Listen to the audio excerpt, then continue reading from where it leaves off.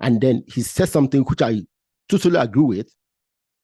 Democracy must not be exactly the same in every region or countries.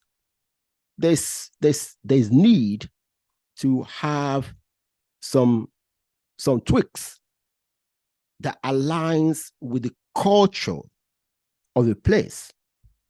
All right. Welcome back to Ekene Banye's reflection. Today, I want to reflect on a podcast appearance of Professor PLO Lumumba. The podcast is called theREN Experience. It's hosted by a young man from, I believe, Rwanda, and he's doing a great work, great job. Please, you see the link in this under this video. Please visit the podcast. He has so many interesting guests, and they discuss so many interesting things about Africa. Now, I want to respond to a little bit of this conversation where Professor Lumumba talked about democracy in Africa. Now, I have my questions about democracy in Africa, and I think this will give me an opportunity to articulate some of my own thoughts about democracy in Africa. Let's watch the video, and I'll come back to my views after we see this. All right, hold on. Do you think democracy works for Africa? And I'm asking this question because some of individuals like Thomas Sankara and Patrice Lumumba and Kwame Nkrumah, like individuals who wanted good things for their people and their nations, they ended up being removed from the positions of power.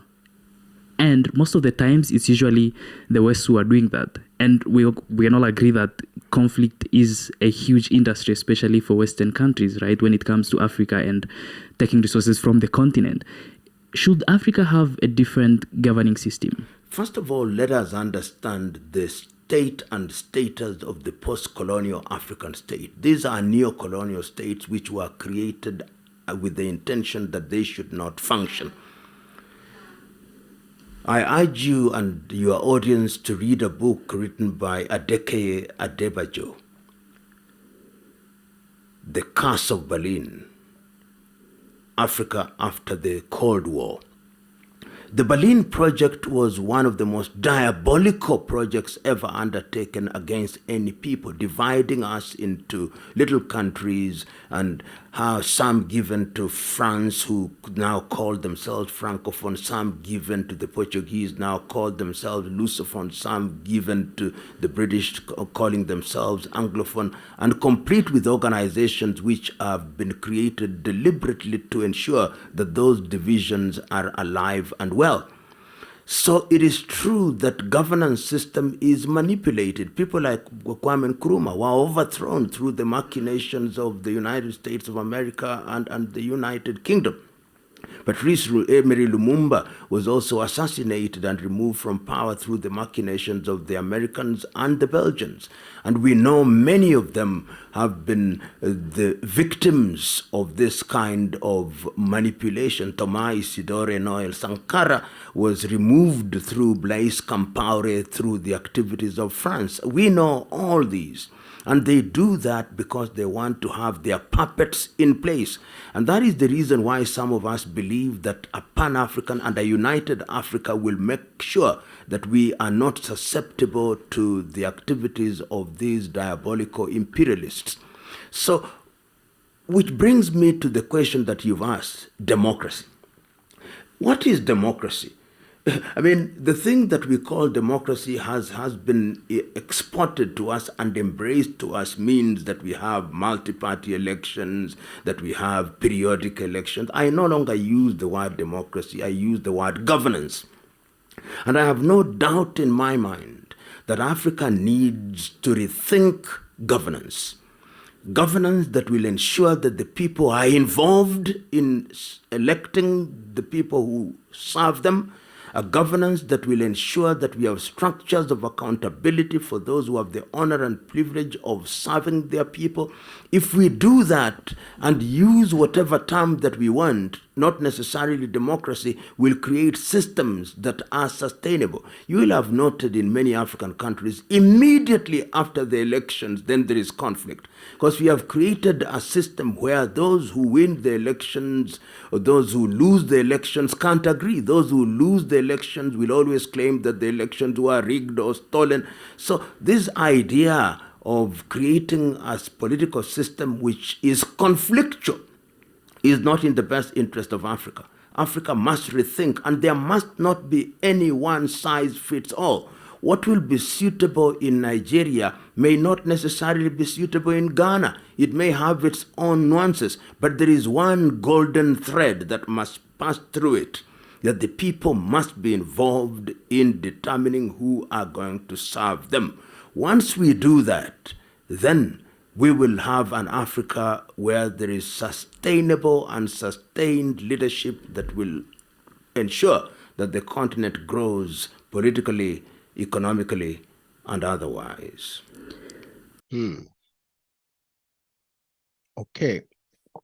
Interesting presentation by Professor Lumumba. Now, he started by talking about several African leaders who were overthrown by the machination of some Western powers and installing their own puppets to enable them to get what they want. Okay. Now, on this topic, I will talk about it some other day because that's not what I want to talk about in this video. But that topic is worth exploring because yes, I agree that some external powers wanted those people gone, but when I hear all these things, a lot of times I hear these things. Nobody ever talks about the struggles going on in the countries by the time these things happened. The failures, those governments at that time, nobody talks about those things, and it's a distortion of reality. So I will talk about that at some other time. Now, when it comes to democracy, he says he has decided not to use the word democracy. He rather use governance. Okay, yeah. But what in his governance, there must be representation, there must be selection of voting, there must be accountability. It's exactly what democracy is supposed to be about. Now, have we built the structures to enable us to do those things correctly? I would say no. So the question I will ask is this: if we go with the way Professor Lumumba is proposing, wouldn't we still fall into those same trap of not having the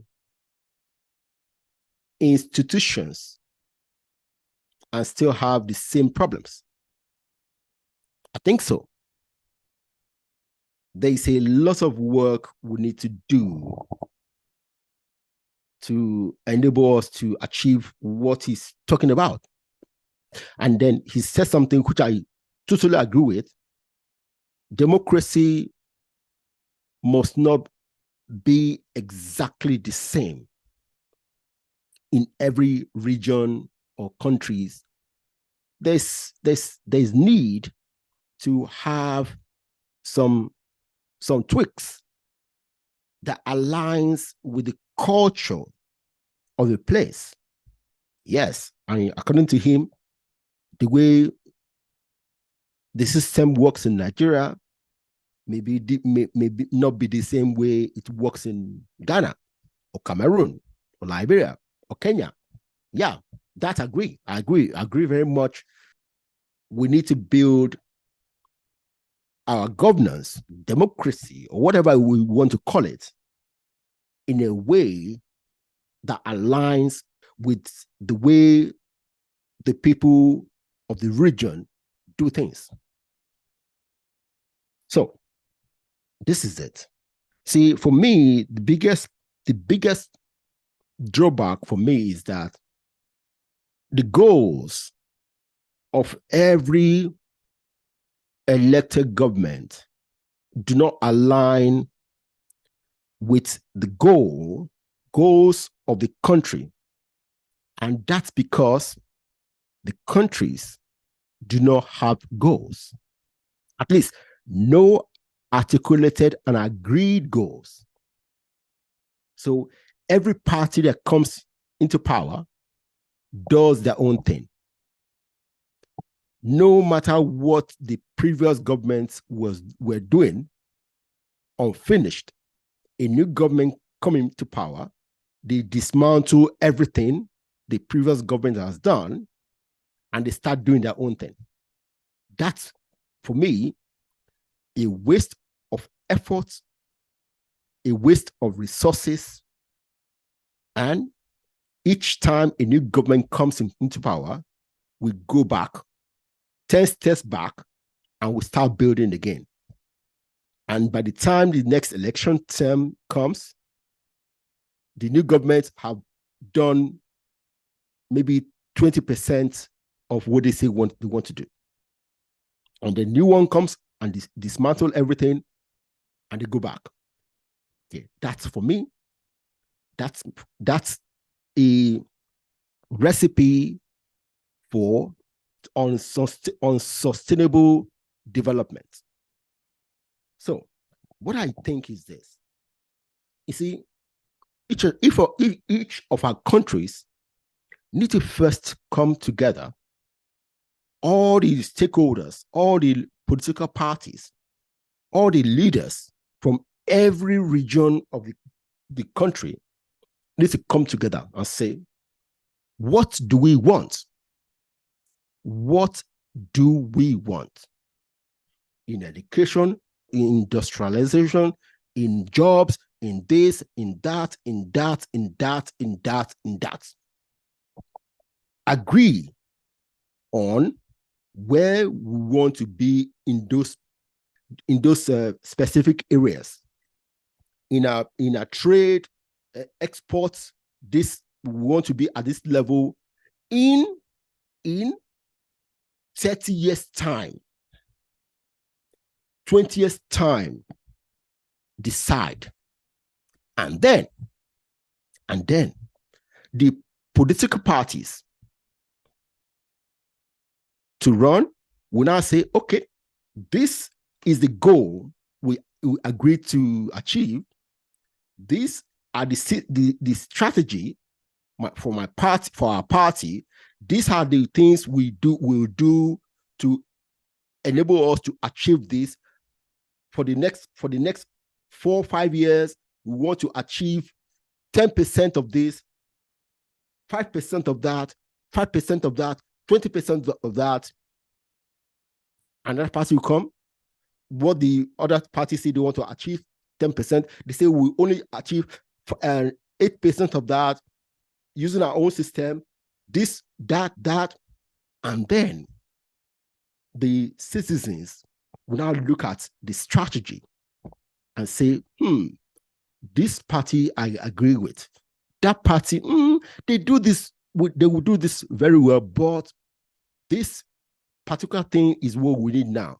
We need education is the most important thing for the next 5 years. We need infrastructure development for the next 2 years. And that party decide they will focus on it.